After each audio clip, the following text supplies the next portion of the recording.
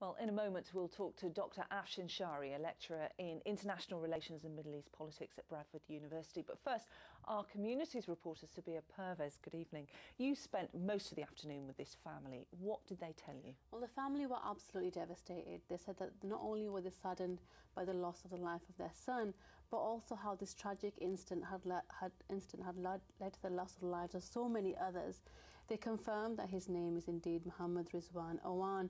He's 27, he just turned 27, and he was married for 2 years.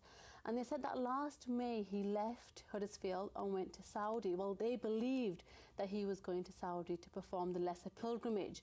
Now, he never went there. They said that after 4 weeks, they hadn't had any communication from him, and the father grew very concerned.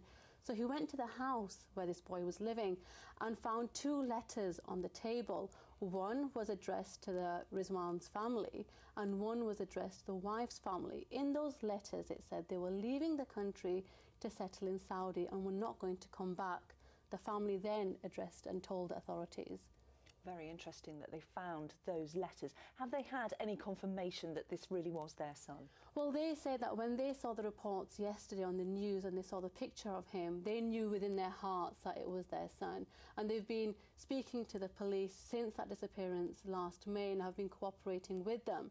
They said that the counter-terrorism unit visited them today and asked them to confirm this picture, and they did confirm this morning.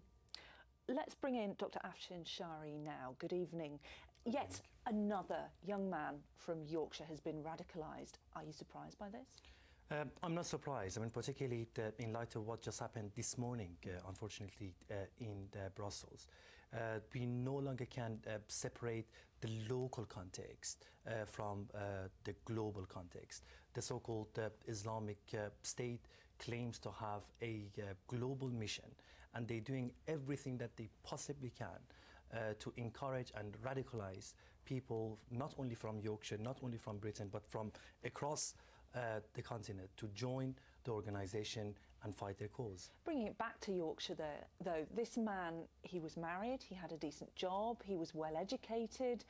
Does he fit the normal pattern of somebody who does become radicalised? I don't think that we do have a pattern that we can rely on, because radicalization by definition is extremely multifaceted and multidimensional. People experience radicalization in different ways, and it would be extremely difficult to only reduce it to religious conviction. There are so many other dimensions and so many other factors that can push a young man like him to join an organization like the so-called Islamic State.